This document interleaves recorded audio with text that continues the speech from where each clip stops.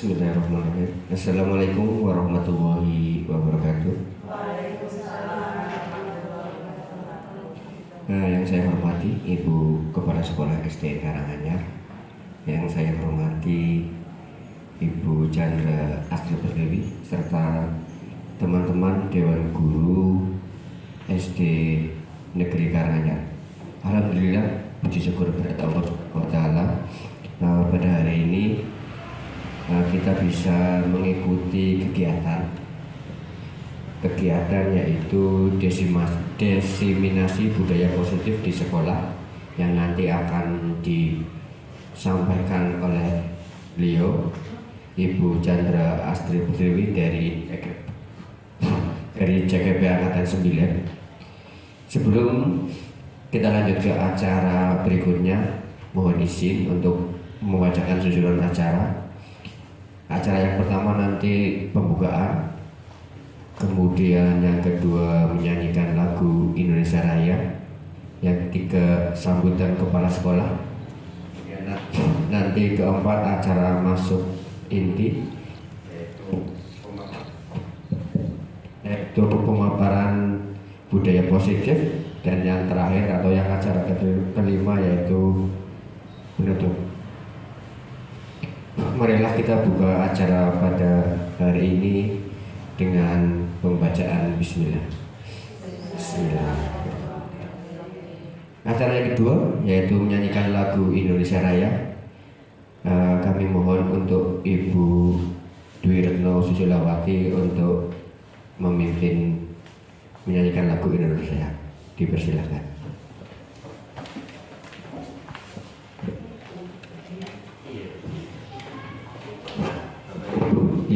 Untuk berdiri.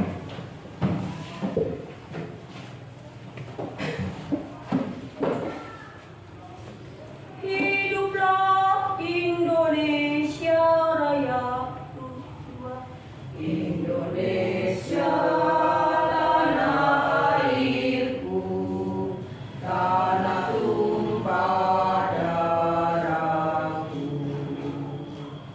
Di sanalah jadi pandu hidupku.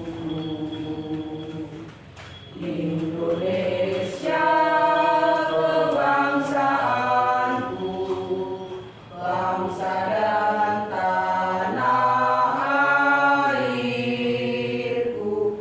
Marilah kita berseru, Indonesia hiduplah tanahku, hiduplah negeriku, bangsaku, rakyatku semuanya. Bangunlah jiwanya, bangunlah badannya untuk Indonesia Raya. Indonesia Raya, merdeka, merdeka, tanahku, negeriku yang ku cinta. Indonesia Raya, merdeka, merdeka, hiduplah Indonesia Raya. Silakan duduk kembali.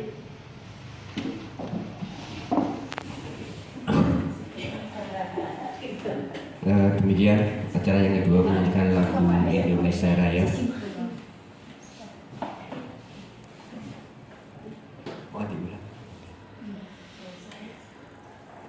Acara berikutnya yaitu sambutan kepala sekolah kepada beliau Ibu Endang Lestari SPD. Dipersilakan. Bismillahirrahmanirrahim. Assalamualaikum warahmatullahi wabarakatuh. Waalaikumsalam warahmatullahi wabarakatuh. Alhamdulillah wa syukurillah la haula wala quwata illa billah. Yang terhormat Bapak Ibu Dewan Guru SD Karanganyar, serta karyawan-karyawati semuanya SD Karanganyar yang saya hormati dan saya banggakan. Pertama dan utama, marilah kita panjatkan puji syukur kehadirat Allah Subhanahu wa Ta'ala yang mana telah melimpahkan rahmat serta hidayahnya kepada kita semua. Pada siang hari ini kita bisa berkumpul, bisa melaksanakan kegiatan yaitu diseminasi budaya positif modul 1.4 yang mau disampaikan oleh CGP Angkatan 9. Sholawat serta salam kita aturkan kepada junjungan Nabi besar kita Muhammad Sallallahu Alaihi Wasallam dan keluarga serta sahabatnya yang kita harapkan senantiasa kita mendapatkan syafaatnya di hari akhir yaum nanti. Bapak Ibu guru SD Karanganyar yang saya hormati dan saya banggakan, terima kasih kita undang untuk berkumpul di siang hari ini di dalam ruangan kelas 1 ini. Kita mau mengadakan kegiatan CGP, ya, kegiatan guru CGP Angkatan 9 sebagai narasumbernya. Nah, di sini keuntungan kita Bapak Ibu, kita sebagai guru yang belum bisa ikut lolos dalam mengikuti CGP ini, di antara guru kita sudah bisa mengikuti CGP sehingga walaupun belum bisa sepenuhnya guru-guru kita itu CGP, sudah ada yang sudah melaksanakan, guru di sini ada yang melaksanakan CGP, itu keuntungan bagi kita semua. Nah, Bapak Ibu yang saya hormati, untuk siang hari ini nanti ada penyajian dari guru CGP Angkatan 9. Tolong untuk diperhatikan, untuk kita ikuti, ya, ikuti dengan semangat, dengan senang, supaya kita mendapatkan ilmunya dari CGP Angkatan 9 ini. Selanjutnya Bapak Ibu, untuk pelaksanaan kegiatan siang hari ini nanti mengenai diseminasi budaya positif ini nanti akan dilaksanakan CGP. Kita ambil manfaatnya, kita ambil ilmunya, ya. Kita ambil ilmunya yang untuk istilahnya pembelajaran kita di SD Karanganyar ini supaya lebih maju, lebih baik lagi. Saya kira hanya itu yang bisa saya sampaikan. Kalau ada salah kata, saya minta maaf yang sebesar-besarnya. Untuk selanjutnya nanti saya serahkan untuk kepada guru CGP untuk menyajikan diseminasi budaya positif. Akhirul kalam, wassalamualaikum warahmatullahi wabarakatuh. Waalaikumsalam warahmatullahi wabarakatuh. Demikian tadi sambutan dari Kepala Sekolah Ibu Endang Lestari SPD ke acara berikutnya, yaitu materi inti, yaitu materi tentang diseminasi budaya positif yang akan disampaikan oleh beliau Ibu Chandra Astri Pertiwi sebagai CGP Angkatan 9. Untuk seterusnya saya serahkan kepada beliau, kepada Ibu Chandra, dipersilakan.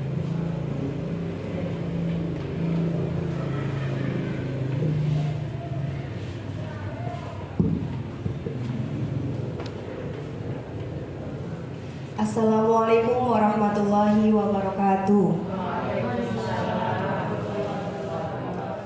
Alhamdulillahirabbil alamin.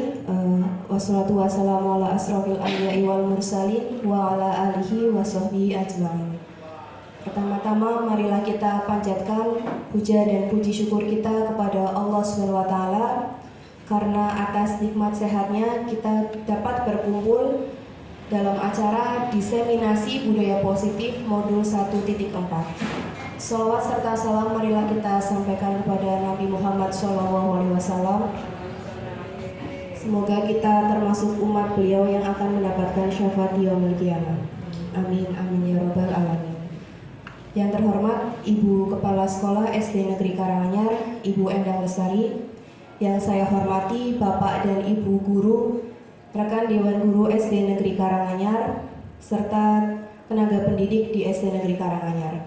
Terima kasih untuk telah meluangkan waktunya, berkesempatan untuk belajar bersama, berbagi praktik baik tentang materi apa saja yang sudah saya dapatkan selama mengikuti kegiatan CGP, khususnya di modul 1.4 yang berjudul Budaya Positif.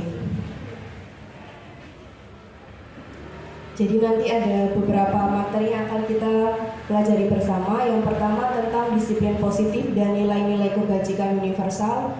Kemudian yang kedua ada teori motivasi, hukuman dan penghargaan. Yang ketiga tentang keyakinan kelas. Yang keempat kebutuhan dasar manusia dan dunia berkualitas. Yang kelima tentang 5 posisi kontrol. Dan yang terakhir tentang segitiga restitusi. Dari materi-materi ini Bapak Ibu sudah pernah mendengarnya atau pernah mempelajari sebelumnya? Baru pertama kali mendengar, oke ya. Saya juga baru pertama kali mendengar ketika ikut kegiatan CGP. Oke. Nah di sini ada beberapa pernyataan ya, pernyataan. Setuju pernyataan deh. Setuju atau tidak setuju dengan pernyataan yang pertama, hukuman dapat mendisiplinkan anak. Bu Ik setuju? Setuju. Kenapa Bu Ik alasannya? Karena dengan hukuman ini anak akan lebih memahami dan paham bagaimana itu tindakan yang salah. Berarti dengan adanya hukuman dapat membuat anak mengetahui bahwa tindakannya itu salah. Hukuman itu bisa berupa fisik ataupun verbal ya Bu Ik ya? Iya, fisik juga nggak boleh ya Bu ya? Iya, mungkin dengan verbal saja ya, dengan ucapan seperti itu ya. Teguran, iya betul. Yang kedua, pemberian hukuman dengan hal positif seperti membaca atau membersihkan halaman sekolah dapat meningkatkan disiplin anak. Bapak Ibu setuju atau kurang setuju atau tidak setuju sama sekali? Pemberian hukuman, Pak Hasil setuju? Kenapa Pak? Yang perlu kita lihat di dua kan ada hal positif nih. Berarti untuk hukumannya sebaiknya memang dialihkan ke hal-hal yang positif, tidak seperti maaf nih, walaupun hukuman fisik tujuannya sama, tapi kan ada efek lain dari fisik, maka seperti membaca, membersihkan halaman juga fisik, cuma lebih banyak sisi positifnya dari sisi negatifnya. Mungkin dari saya seperti itu. Berarti dapat disimpulkan dari pernyataan pasien kalau hukuman itu sebaiknya memberikan pelajaran juga ya Pak, yang memberikan efek yang positif kepada anak. Kemudian yang ketiga, memberi penghargaan dapat meningkatkan motivasi belajar anak. Penghargaan, stiker, kemudian memberikan buku ketika akhir tahun. Bu Retno setuju? Sangat setuju. Kenapa Bu Retno? Karena dengan memberikan penghargaan itu siswa akan merasa diperhatikan, diakui ke hasil belajarnya atau pencapaian yang sudah dia lakukan. Jadi untuk memotivasi siswa yang lain juga, karena kalau anak yang berprestasi atau suatu pernah melakukan hal pencapaian yang baik, insya Allah kita akan mendapatkan suatu penghargaan atau pujian dari guru atau dari sekitar untuk meningkatkan motivasi anak tersebut ya. Terima kasih untuk Bu Retno atas pendapatnya. Jadi dengan memberikan hukuman, kemudian memberikan penghargaan itu menurut teman-teman bisa meningkatkan motivasi belajar anak ya.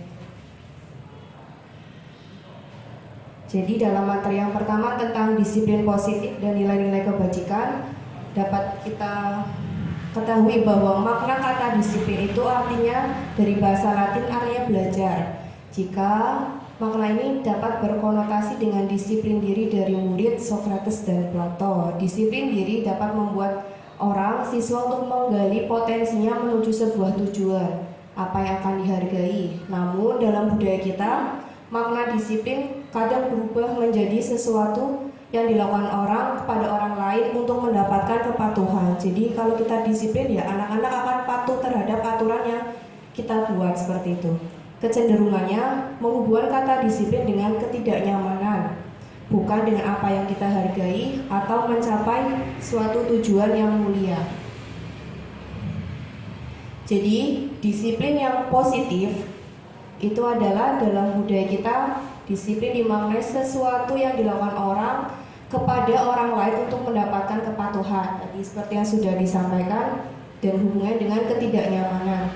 Nah, sebagai seorang pendidik, tujuan kita adalah menciptakan anak-anak yang memiliki rasa disiplin diri, sehingga mereka bisa berperilaku dengan mengacu pada nilai-nilai kebajikan universal dan memiliki motivasi intrinsik, motivasi yang berasal dari diri sendiri, bukan ekstrinsik ya. Ekstrinsik itu kan dari luar. Kalau motivasinya timbul dari diri sendiri, meskipun dalam suasana apapun, motivasi tersebut masih ada. Tapi kalau dari motivasi ekstrinsik, ketika motivasi itu tidak diberikan, maka kedisiplinan itu tidak akan tumbuh dalam diri siswa tersebut.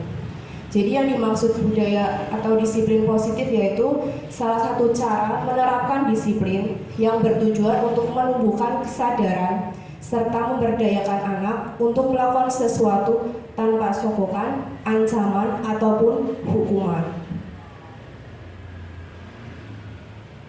Kemudian untuk nilai-nilai kebajikan yaitu nilai-nilai positif manusia yang tujuannya mulia dan ingin dicapai oleh setiap individu. Jadi nilai-nilai kebajikan ini bisa berada pada instansi, organisasi, sekolah maupun yang lainnya. Kalau nilai-nilai kebajikan di sekolah kita bisa terlihat dari visi ya Bu, visi yang ada di sekolah kita ya.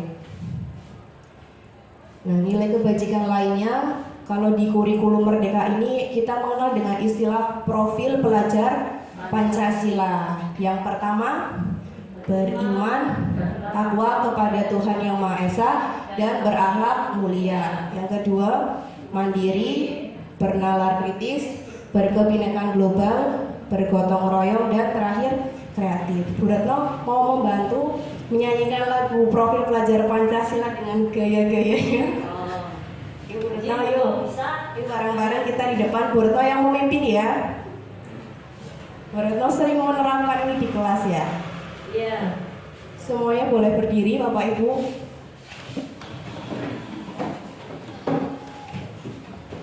Bu Retno di stop di depan. Situ aja. Ayo semuanya, kita menyanyikan lagu profil pelajar Pancasila. Kita terapkan, biasanya kita terapkan pada anak-anak sebelum pembelajaran dimulai.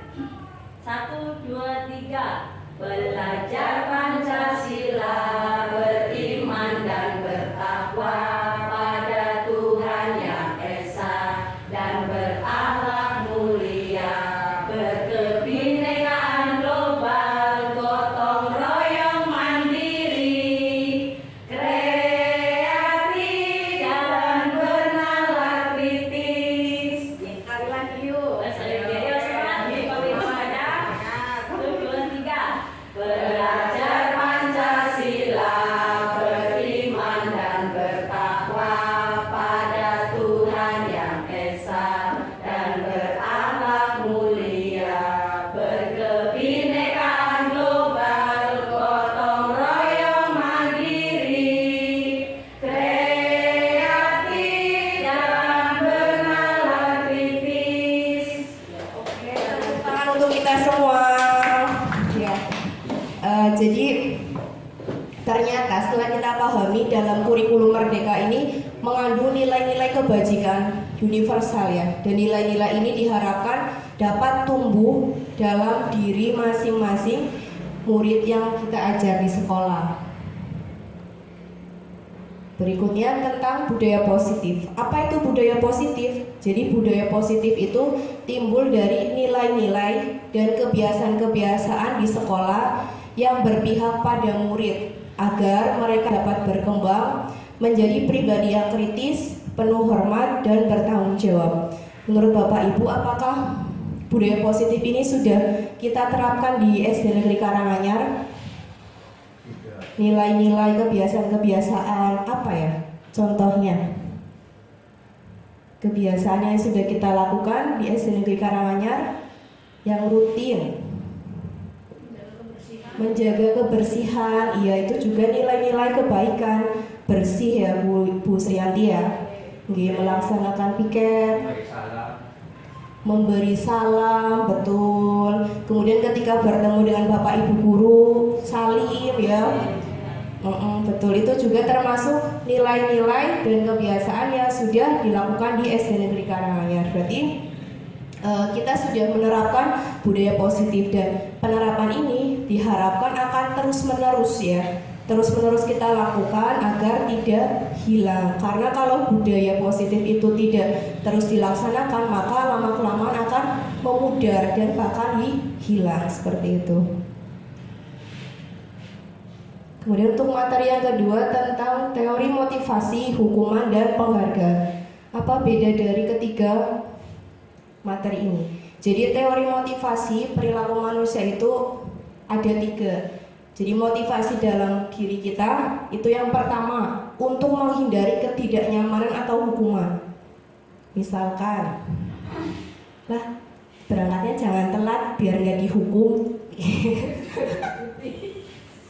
Misalkan siswa seperti itu takut, aku berangkatnya mau tepat waktu biar nggak dihukum bu guru, biar nggak dihukum pak guru. Nah motivasinya itu dari eksternal, dari luar agar tidak mendapatkan hukuman.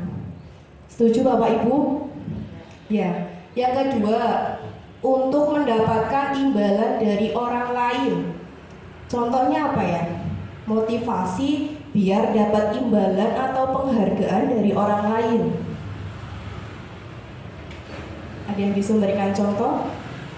Atau bahkan sudah kita lakukan di kelas? Imbalannya mungkin stiker. Ya, ketika kita menempelkan stiker, ya yang bisa menjawab nanti Bu Chandra beri stiker smile seperti itu kan berarti aku mau berusaha untuk menjawab biar dapat stiker. Nah, maksudnya baik memang agar siswanya menjadi lebih rajin, lebih semangat, tapi itu termasuk motivasi yang berasal dari luar agar mendapatkan imbalan atau penghargaan. Nah, yang ketiga adalah untuk menghargai diri sendiri. Ini motivasi dari internal, motivasi dalam diri sendiri.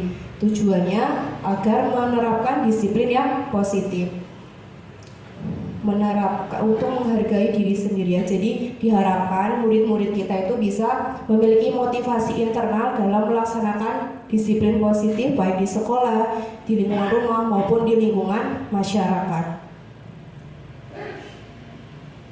Nah, perbedaan antara hukuman, konsekuensi, dan restitusi. Hukuman yang pertama menyakitkan ya, dihukum dengan verbal. Mungkin kita menyampaikan tidak merasa mau nyakiti ya, tapi kadang sifat anak kan ada yang merasa mudah tersinggung seperti itu. Menurut kita ucapan kita itu biasa saja, gitu. Tapi ternyata sampai ke hatinya anak, lah bu guru ngomongnya kayak gue. Iya, membekas di hati ya. Betul Buning. Betul. Kemudian cirinya tidak nyaman. Kemudian murid takut, memaksa murid untuk menyembunyikan kesalahan. Murid bisa menjadi rendah diri dan menimbulkan ketidaknyamanan. Nah, kalau konsekuensi, misalkan yang berangkatnya terlambat nanti pulangnya ditambah berapa menit seperti itu ya. Itu penguatan jangka pendek. Jadi hanya berlakunya atau dilakukan oleh murid dalam jangka pendek. Kemudian perlu monitoring berkelanjutan. Murid menghormati peraturan, kemudian kehilangan waktu untuk merenungi kesalahan. Tapi kalau restitusi, murid bertanggung jawab untuk perilakunya, fokus pada pemecahan masalah jangka panjang, murid menghormati dirinya dan orang lain, serta murid bersemangat untuk memperbaiki kesalahan. Jadi diharapkan dalam kita menerapkan, misalkan ada permasalahan di sekolah, kita bisa menerapkannya dengan model restitusi seperti itu. Nanti materi lebih lanjut tentang restitusi dibahas di materi yang terakhir. Kemudian ini contoh penggunaan kalimat pengakuan atau apresiasi kebajikan yang bisa disampaikan guru kepada murid. Misalkan, kemarin saya perhatikan rasa empatimu besar sekali pada saat menolong murid baru di kelas kita. Nah, kadang kita hanya menyampaikan terima kasih karena sudah menolong tanpa menyebutkan nilai kebajikan apa yang sudah murid lakukan, seperti itu. Yang kedua, Bu Ning mau bantu membaca? Saya menghargai kepedulianmu pada saat kamu membantu teman-temanmu di tugas kelompok.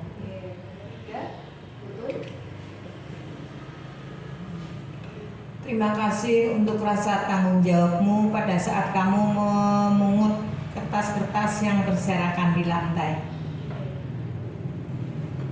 Terima kasih untuk Bu Ning dan Bu Tunisa. Jadi perbedaannya dari contoh kalimat apresiasi kebajikan ini, kita bisa menambahkan nilai kebajikan apa yang sudah dilakukan oleh murid-murid kita. Jadi tidak hanya sekedar menyampaikan terima kasih ya, tapi bisa lebih lengkap terima kasih untuk apa, atas tanggung jawabmu atau atas rasa kepedulianmu menolong teman, seperti itu. Ya, lebih spesifik.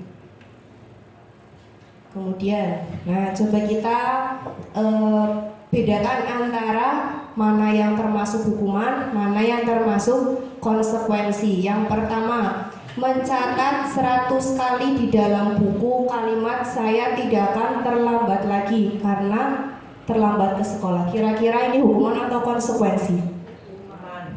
Saya menulis 100 kali saya tidak akan berangkat terlambat lagi, seperti itu. Itu kira-kira hukuman atau konsekuensi? Hukuman ya? Iya. Kita ingat-ingat ya, nanti jawabannya ada di slide berikutnya. Yang kedua, lari mengelilingi lapangan basket 2 kali karena terlambat hadir di sekolah. Hukuman juga. Yang ketiga, murid diminta untuk push up 15 kali karena tidak menggunakan masker ke sekolah. Gara-gara nggak pakai masker, suruh push up. Kira-kira hukuman atau konsekuensi? Hukuman juga. Yang keempat, menggantikan kertas tugas teman yang telah dicoret-coret. Konsekuensi.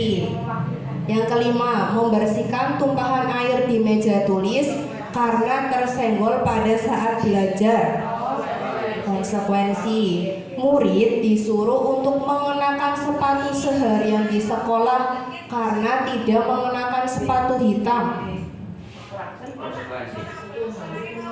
Hukuman atau konsekuensi? Hukuman. Bu Sriyanti, hukuman atau konsekuensi ini? Hukuman, lebih ke hukuman. Oke, yang terakhir, ini guru PJOK.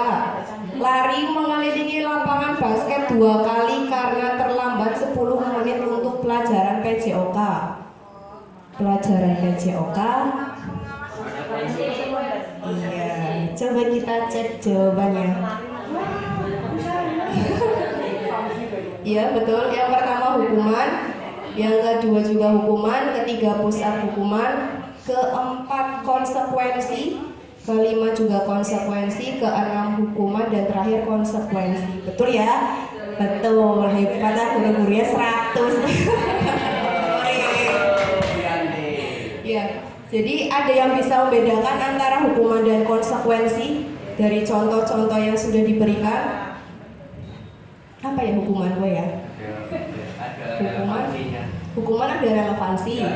Oh betul, yang konsekuensi itu ada relevansinya, ada keterkaitannya ya. Yang contoh keempat, menggantikan kertas tugas teman yang telah dicoret-coret. Karena kertasnya dicoret, ya kita menggantinya kertas berhubungan. Kemudian membersihkan tumpahan air. Ya, mejanya dilap, bukan malah Iya, apa yang telah kita buat kesalahannya ya kita harus bertanggung jawab terhadap kesalahan yang kita buat. Kemudian yang terakhir, pelajaran olahraga, konsekuensinya lah lari. Ibaratnya kayak pemanasan ya, pemanasan sebelum olahraga. Tapi kalau hukuman itu tidak ada relevansinya, tidak ada keterkaitannya ya.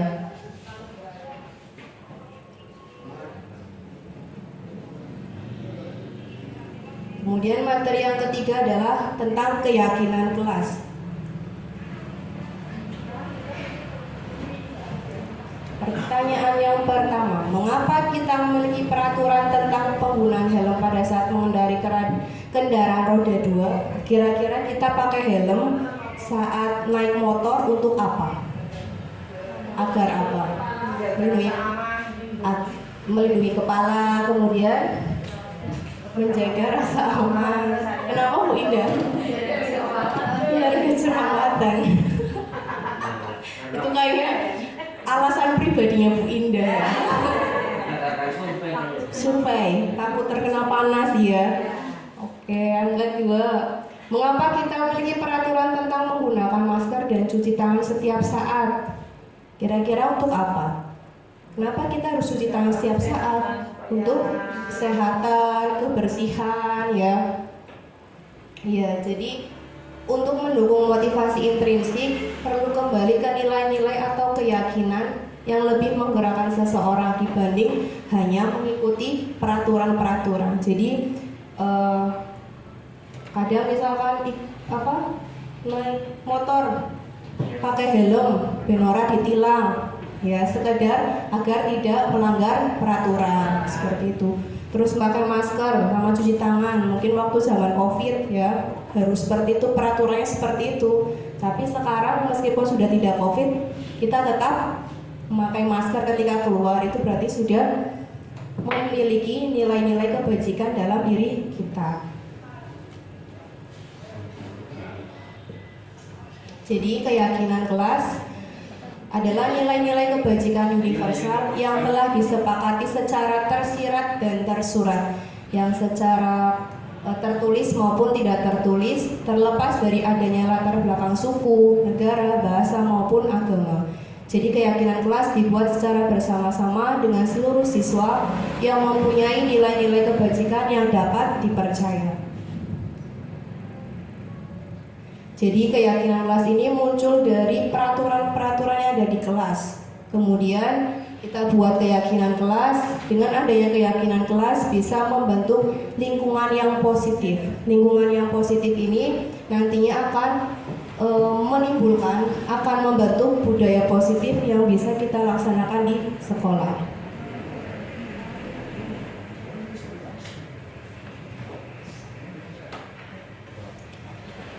Nah, tadi kan keyakinan kelas hubungannya dengan nilai-nilai kebajikan. Kira-kira yang pertama, selalu mengembalikan buku ke tempatnya. Nilai kebajikan atau keyakinan kelas apa yang muncul di dalamnya?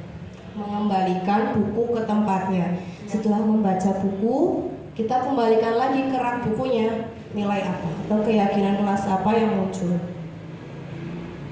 Bersihan? Tanggung jawab, betul, tanggung jawab. Atau apa Bu Ning?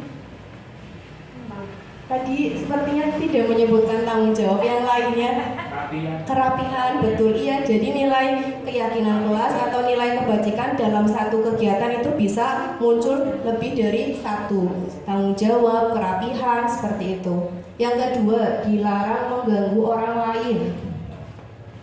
Kira-kira keyakinan kelas apa di sini? Iya, dilarang mengganggu orang lain, saling menghormati. Pendapat dari pasien yang ketiga, hadir di sekolah 15 menit sebelum pembelajaran dimulai. Disiplin. Kenapa Bu? Tahu Bu Srianti. Sepertinya merasa dirinya sendiri ya.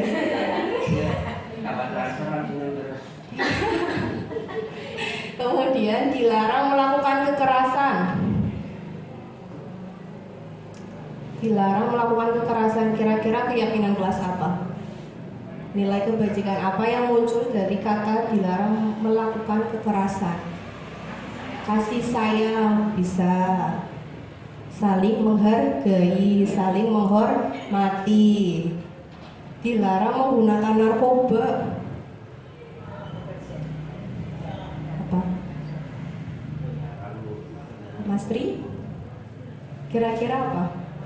Nilai kebajikan apa yang muncul dari kata dilarang menggunakan narkoba? Kalau pakai narkoba kan kita bisa efeknya kesehatan ya, lebih ke kesehatan. Kemudian bergantian atau menunggu giliran. Budaya antri, disiplin juga masuk. Menggunakan masker, kesehatan, jangan berlari di kelas atau koridor. Tertib ya. Coba kita cek jawabannya. Tanggung jawab, menghormati, berkomitmen ya. Keselamatan, menghormati orang lain, kesehatan, iya. Jadi dalam satu kalimat keyakinan kelas yang muncul bisa satu atau lebih dari satu, dan terkadang jawaban setiap orang itu berbeda untuk setiap satu kalimatnya. Dan diusahakan ketika membuat keyakinan kelas menggunakan kalimat-kalimat yang positif ya. Hindari kata dilarang seperti itu. Bisa kita ganti, misalkan dilarang melakukan kekerasan, kita bisa sampaikan saling menghormati teman, seperti itu. Jadi terdengarnya lebih nyaman. Nah, kemarin saya sudah melakukan praktek penyusunan keyakinan kelas. Ini dokumentasinya. Yang pertama, jadi setiap murid menuliskan nilai-nilai kebajikan di kertas sticky note. Kemudian yang kedua, mereka menempelkan hasilnya di papan tulis. Dan yang ketiga, setiap perwakilan murid membacakan keyakinan kelas yang sudah ditulis. Dan terakhir, kita buat kesimpulan bersama-sama tentang keyakinan kelas dan nanti akan dicetak ya. Ini videonya tidak muncul. Bentar. Apa? Stop.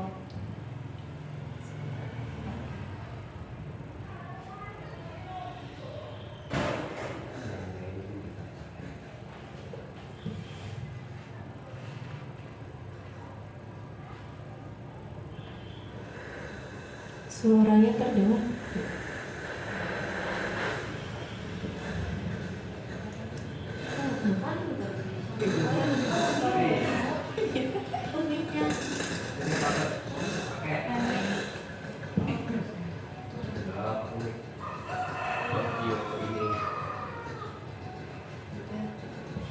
Ini tentang video penerapan proses perumusan keyakinan kelas gitu. Dimasukkan ke itu audionya bisa.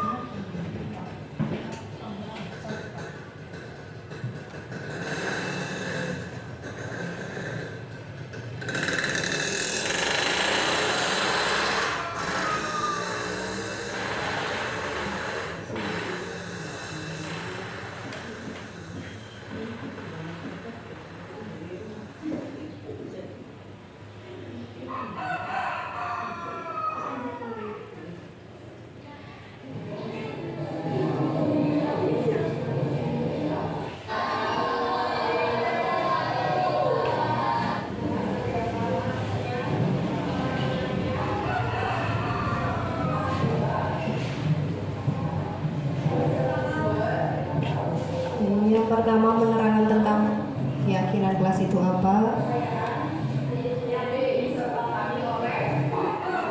Kemudian setiap anak menuliskan tentang kelas impiannya. Kelas impian itu berisi mereka inginnya kelas yang seperti apa, yang saling menghormati, yang saling menyayangi teman.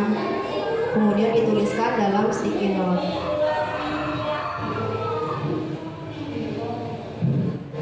Kemudian setiap anak menempelkan harapan mereka di papan tulis. Kemudian disimpulkan bersama-sama kelas impian yang mereka harapkan itu seperti apa.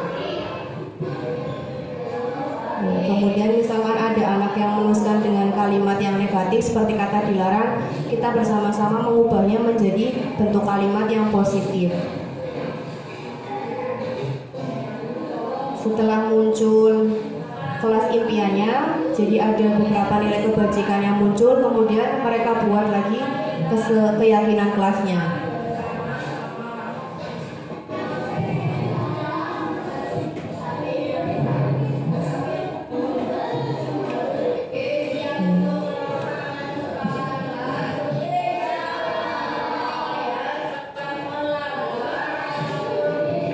Ya, kira-kira seperti itu video pelaksanaan pembuatan keyakinan kelas.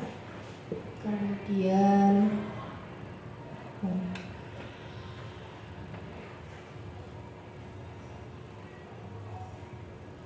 sebentar.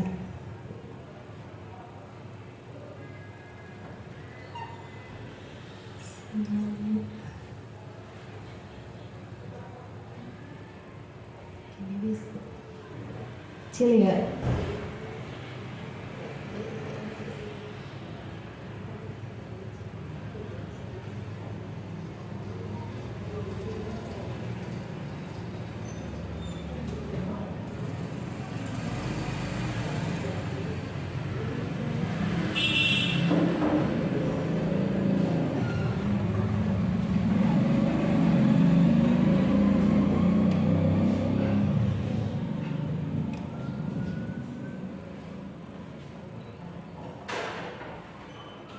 Jadi refleksi tentang keyakinan kelas, walaupun sudah terbentuk keyakinan kelas, kita perlu selalu memonitoring, mengevaluasi agar kenyamanan bisa dimiliki oleh setiap murid.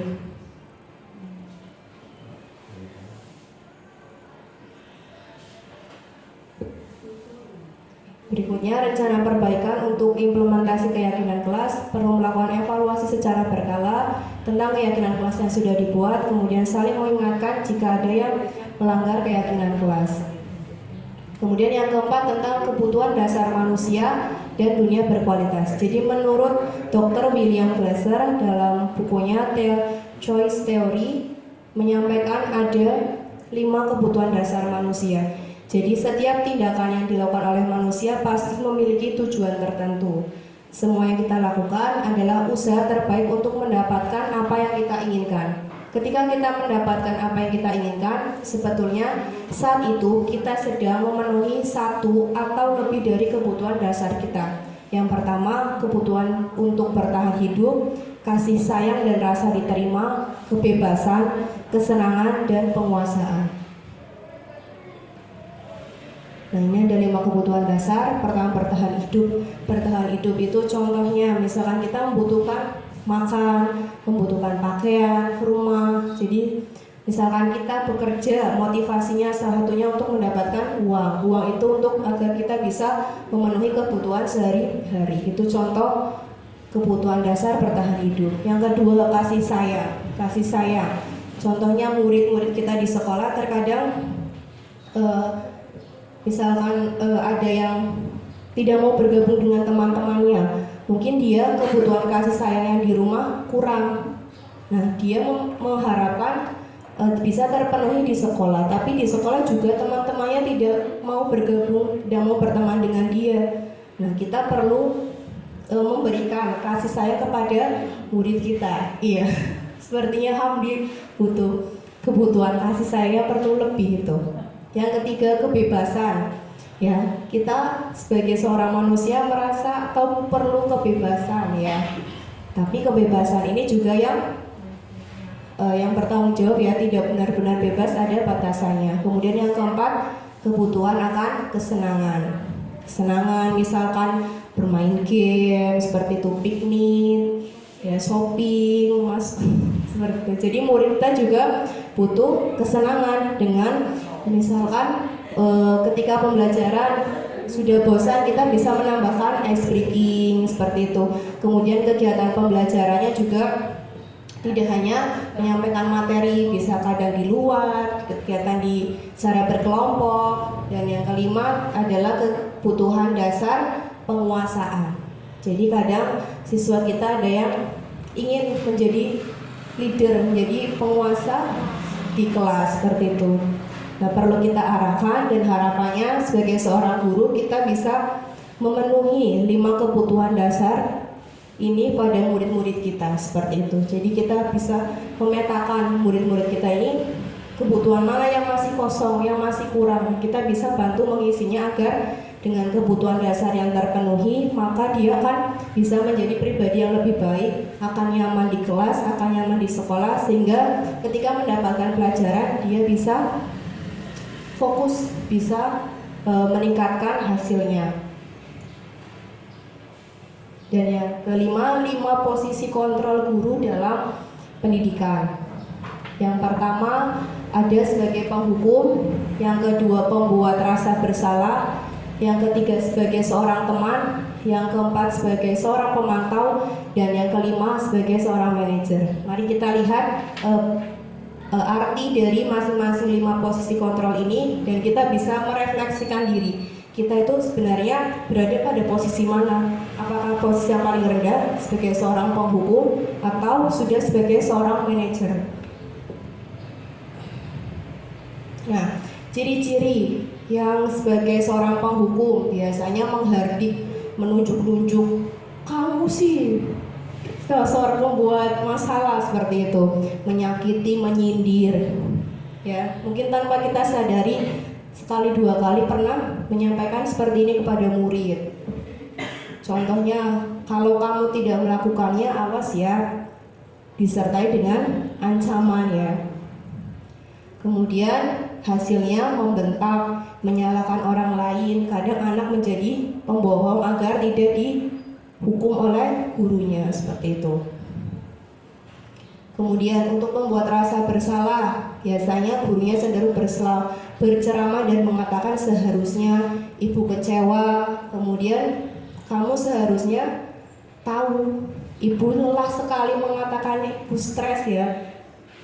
Kemudian hasilnya nanti anak akan menyembunyikan masalahnya, menyangkal, tidak berkata jujur, dan juga akan berbohong.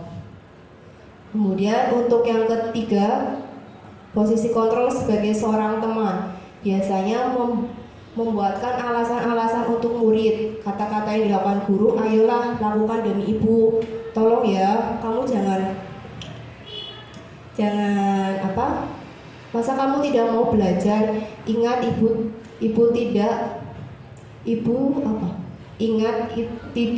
pernah bantu ya. Jadi kita menempatkan diri guru sebagai seorang teman, dan biasanya hasilnya siswa akan ketergantungan mengandalkan guru. Dan yang keempat, posisi sebagai seorang pemantau, biasanya akan selalu menghitung dan mengukur, menyampaikan apa peraturan-peraturannya, kemudian menyesuaikan diri bila diawasi. Murid meletakkan guru, peraturan dan hukum di dunia berkualitas. Dan yang terakhir, posisi sebagai manajer. Nah, posisi sebagai manajer ini siswa bisa menghargai dirinya sendiri. Yang pertama, biasanya misalkan ada masalah, guru tidak langsung menyalahkan siswa, tapi bisa mengajukan pertanyaan-pertanyaan alasan kenapa siswa melakukan hal tersebut. Contoh kalimatnya, apa yang kita yakini, bisa diarahkan ke keyakinan kelas yang sudah dibuat. Misalkan anak terlambat datang sekolah, terlambat masuk ke kelas, kemudian kita bisa langsung menanyakan dulu alasan kenapa kenapa terlambat, kemudian bisa diarahkan untuk ke keyakinan kelas yang sudah dibuat. Jadi harapannya kita sebagai seorang guru menempatkan diri sebagai posisi kontrol di manajer. Yang keenam, yang terakhir adalah segitiga restitusi. Segitiga restitusi adalah proses menciptakan kondisi bagi murid untuk memperbaiki kesalahannya, sehingga mereka bisa kembali pada kelompok mereka dengan karakter yang lebih kuat. Jadi dengan penerapan segitiga restitusi ini, Setelah siswa melakukan kesalahan, dia akan perbaiki kesalahannya dan kembali ke kelompoknya dengan karakter yang lebih kuat karena dia tahu apa kesalahannya dan berusaha untuk memperbaiki kesalahannya. Dan restitusi ini juga merupakan proses kolaboratif yang mengajarkan murid untuk mencari solusi atas masalah mereka, membantu murid untuk berpikir orang seperti apa yang mereka inginkan dan bagaimana harus memperlakukan orang lain. Kemudian tahapan segitiga restitusi yang pertama adalah menstabilkan identitas yang paling bawah. Menstabilkan identitas ini kalimatnya setiap orang pasti pernah melakukan kesalahan. Jadi identitasnya dia itu jangan diturunkan. Bisa dengan kalimat seperti ini, setiap orang pasti pernah melakukan kesalahan. Kamu bukan satu-satunya yang pernah melakukan ini. Kemudian setelah menstabilkan identitas, tahapan yang kedua adalah validasi tindakan yang salah.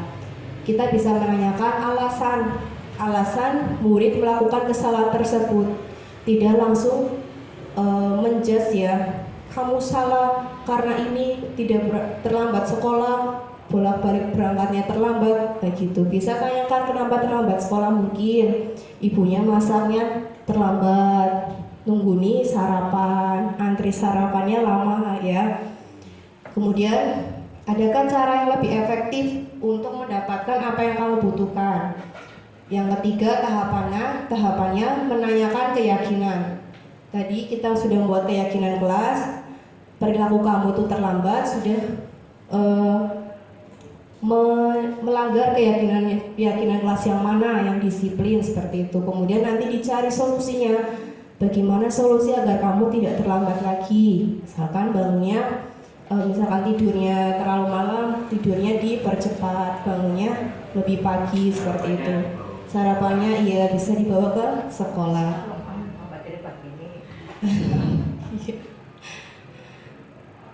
Ini contoh kasus penerapan segitiga restitusi.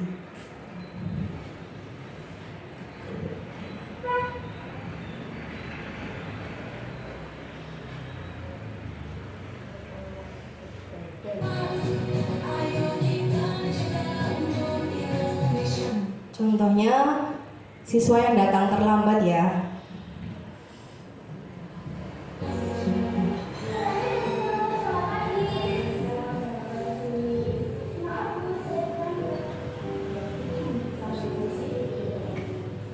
Iya, contohnya Silvi datang terlambat. Nah, kita tahapan yang pertama tadi apa? Menstabilkan identitas.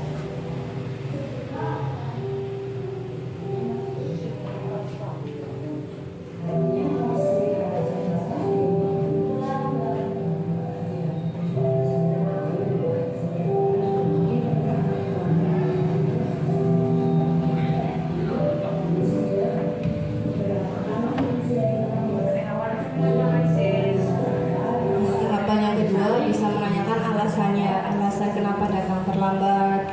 Kalau di sini alasan Silmi karena malam, tidurnya terlalu malam karena asik menonton HP seperti itu.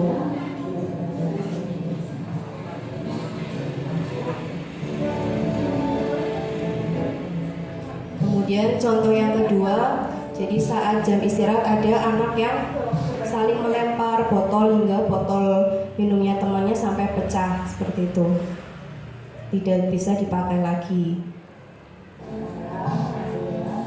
Ini ada dua anak yang melaporkan kejadian.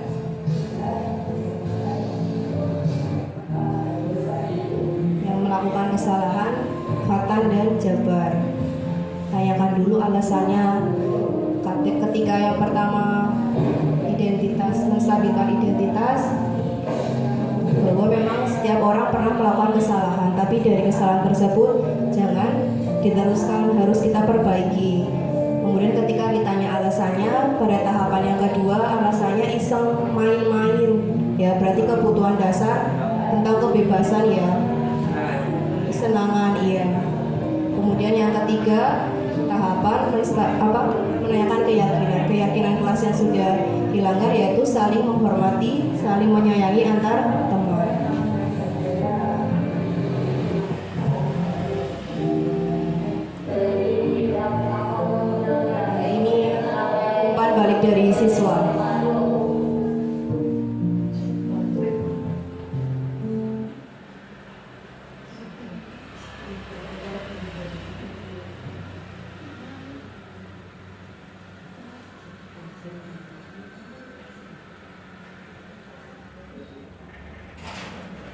Ya, jadi saya juga masih belajar tentang terkait dengan penerapan segitiga restitusi ketika menangani permasalahan di kelas. Semoga kita bisa bersama-sama menerapkan budaya positif di kelas.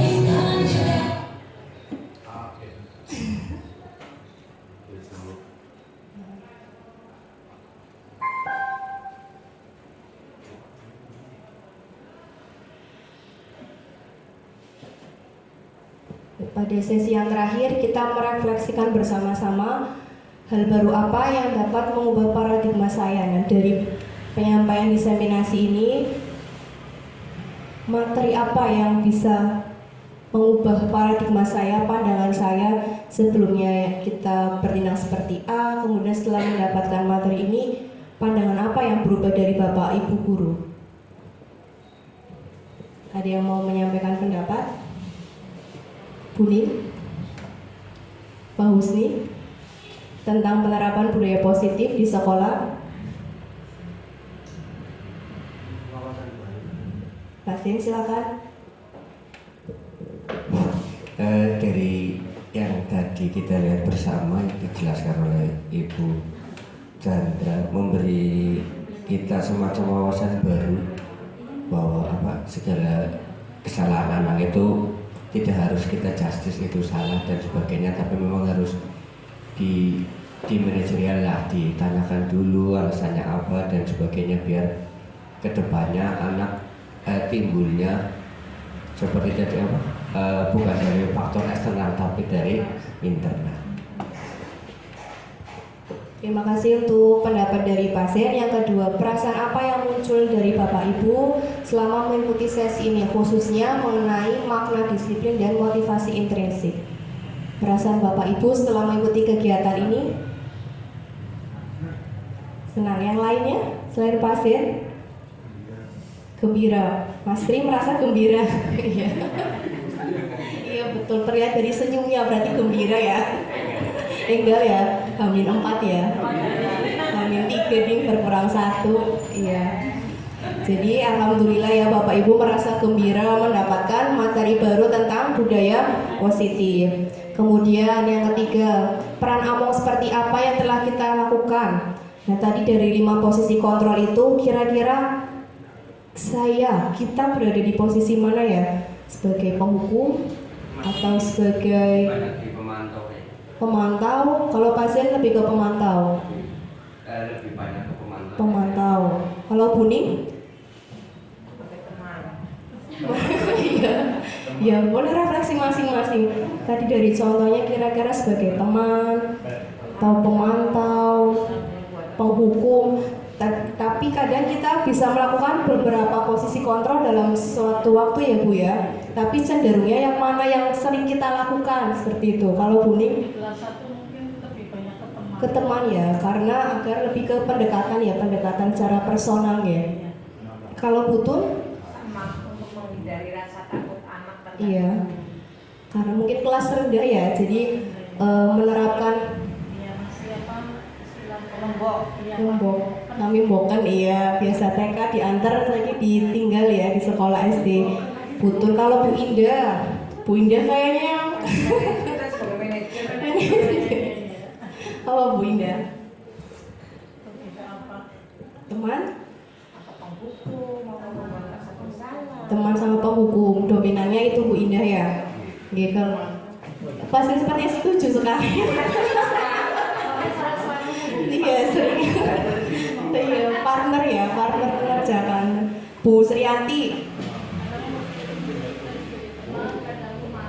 Teman pemantau. Bu Retno. Bu Retno. Kadang masih juga Belum malam ini ya. Manajerial Bu Retno. Level yang tinggi. Level paling tinggi. Level 5. saya masih banyak kekurangannya. Yang ditambahin. Jadi Kalau gitu ditambahin. kalau Bu Ii Kalau saya sama dengan kelas 2 ya udah terwakilan sama Putun. Betul. Tadi wakilnya apa ya? Betulnya apa ya? Wakilnya apa ya Bu Ii ya?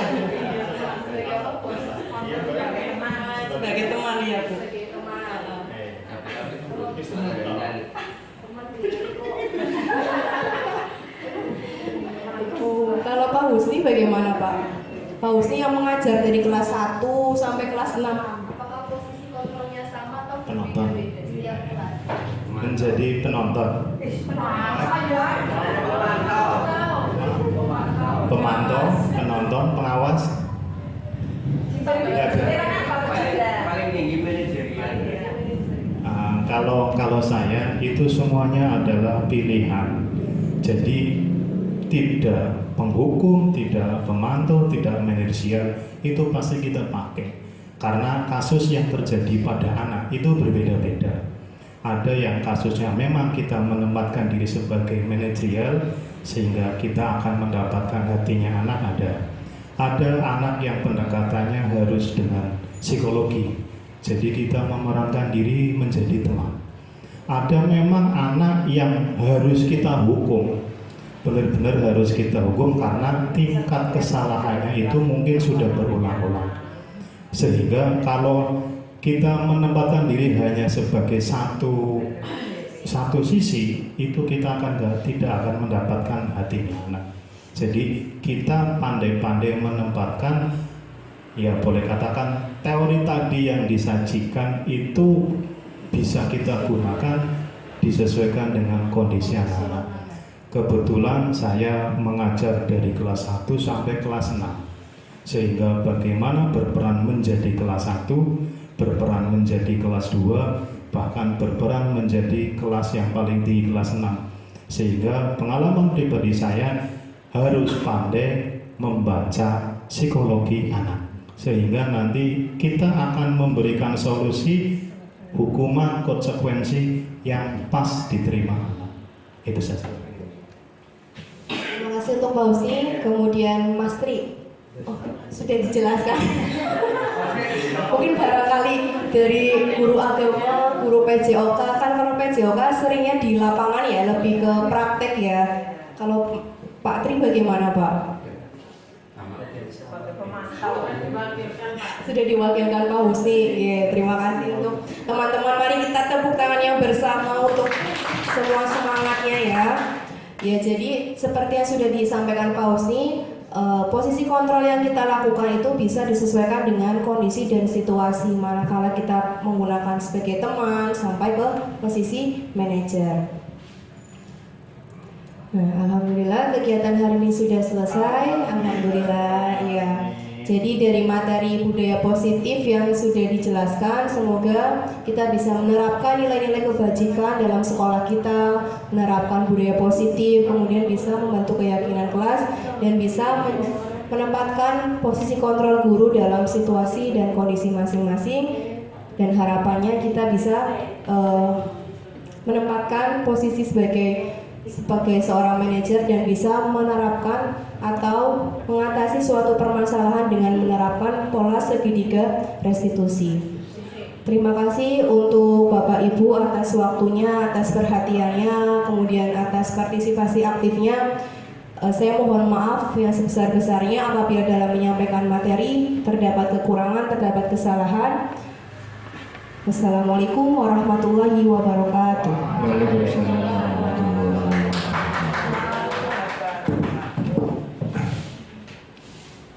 Bapak Ibu, demikianlah materi inti budaya positif yang sudah disampaikan oleh Bio Ibu Chandra Astri Pertiwi. Semoga materi yang disampaikan tadi, yang kita ikuti tadi, dapat bermanfaat bagi kita semua. Amin. Kemudian acara yang terakhir yaitu acara penutup. Mari kita tutup acara pada siang ini dengan bacaan hamdalah. Alhamdulillah.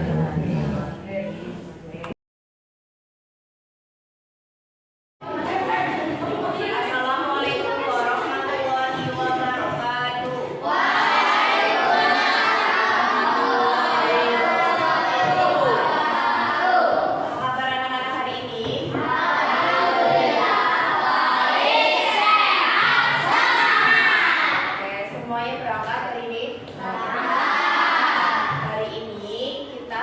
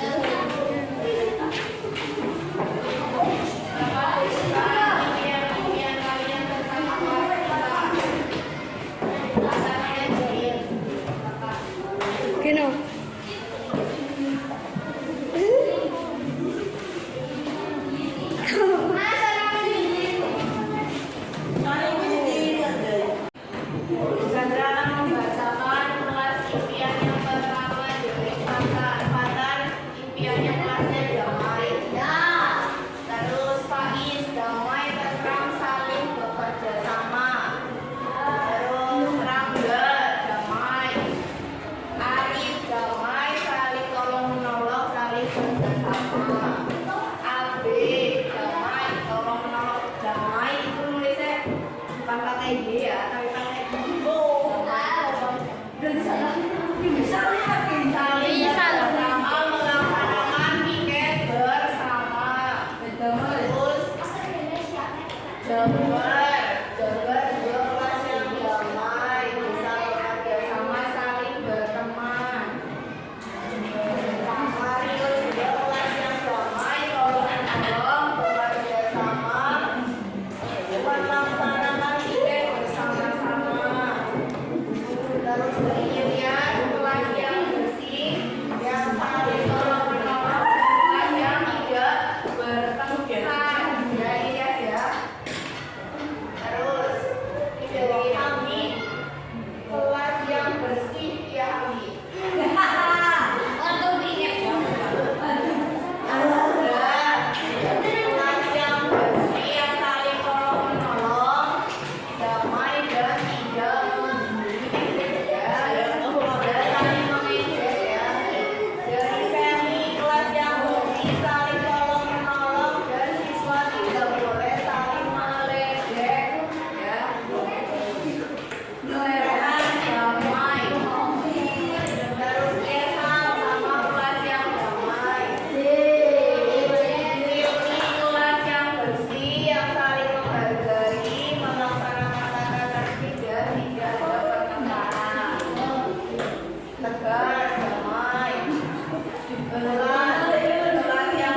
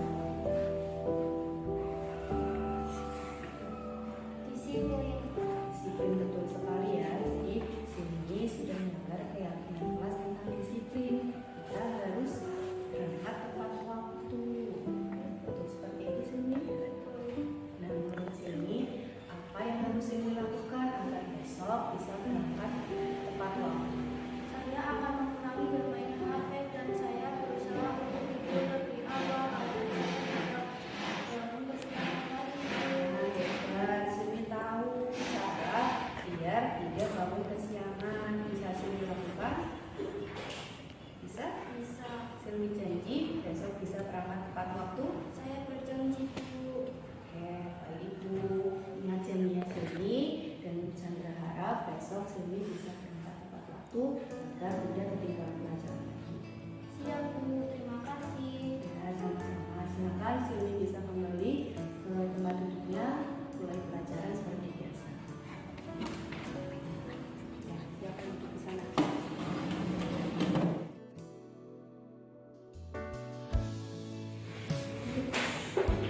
Assalamualaikum warahmatullahi wabarakatuh. Perkenalkan, nama saya Fisimi Kafa dari kelas 6B. Saya merasa senang bisa berdiskusi dengan Bu Chandra karena saya bisa memperbaiki kesalahan agar bisa berangkat tepat waktu dan melaksanakan kesepakatan kelas dengan baik. Wassalamualaikum warahmatullahi wabarakatuh.